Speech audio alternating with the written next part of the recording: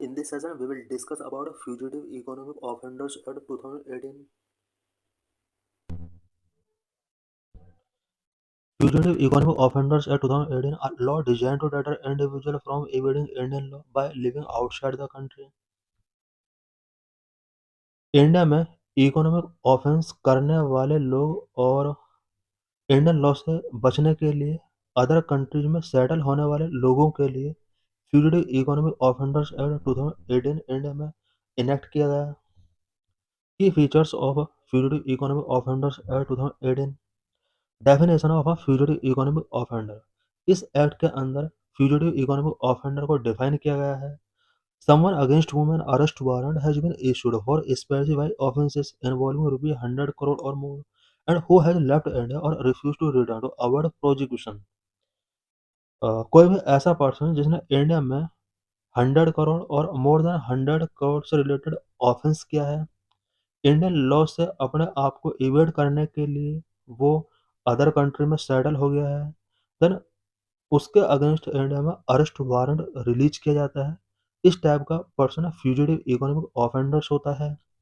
Purpose to deter economic offenders from evading the law and to allow for the confiscation of assets. Fugitive economic offenders act का जो main purpose है वो economic offenders को law से evade करने के लिए डेटर करना है, उनकी एसेट्स को कॉन्फिस्केट करना है। What is the process of declaring fugitive economic offender? Number one, a special code designated under the Prevention of Money Laundering Act 2002 receive an application from authorities to declare someone an fugitive economic offender।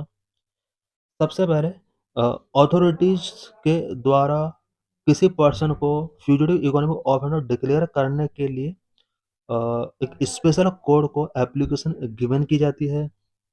The code issue a notice to the individual to appeal within a specific time, usually 6 weeks। Then court individual को एक notice release करती है, specially उसको 6 week के अंदर appear होने के लिए। If the person appear proceeding terminated, if they do not appear they can be declare N fugitive economic offender. अगर पर्सन अपियर होता है देन उसके अगेंस्ट होने वाले जितने भी प्रोसीडिंग्स हैं वो टर्मिनेट हो जाती हैं। एंड अगर वो अपियर नहीं होता है तो उस पर्सन को फ्यूजिटिव इकोनॉमिक ऑफेंडर डिक्लेयर कर दिया जाता है। Confiscation of assets. Property of a declared fugitive economic offender can be confiscated and vested in the central government.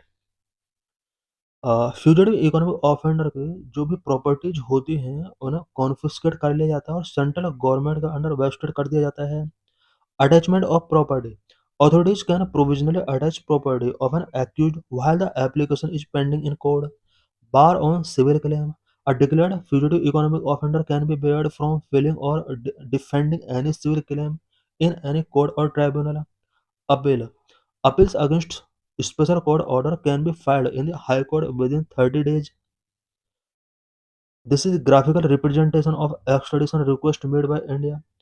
India के द्वारा 2020 से 2024 के बिटवीन कितना एक्सट्रेडिशन रिक्वेस्ट किए गए हैं। 2020 में 19, 2021 16, 2022 30, 2023 29, 2024 39। Offence wise spread of people extradited to India in 2022 to 18 and 2024-25 period. India में कितने पीपल एक्सट्रेडेड किए गए हैं उसका ऑफेंस वाइज यहाँ पर ग्राफ है। सबसे ज़्यादा इकोनॉमिक ऑफेंस लोगों के द्वारा किए गए हैं, उसके बाद terrorism, murder, other crime, sexual offence, drug related cases. Extradition request made by India. Extradition request are initiated for cases under investigation, under trial और फॉर कॉन्विक्टेड क्रिमिनल्स। इंडिया के द्वारा एक्सट्रेडिशन रिक्वेस्ट जो किए गए हैं वो उन केसेस के लिए किए गए हैं जो कि इन्वेस्टिगेशन से रिलेटेड है, अंडर ट्रायल हैं। India signed extradition treaties with 48 countries, territories and has extradition arrangement with 12 countries। India ने अभी तक अबाउट 148 कंट्रीज के साथ एक्सट्रेडिशन ट्रीटी साइन किए हैं। In the last 5 years India has made 133 extradition request. Last 5 years में India ने overall 133 extradition request किए हैं। इन 2024 around it made 39 request, the highest in the 2020-24 period.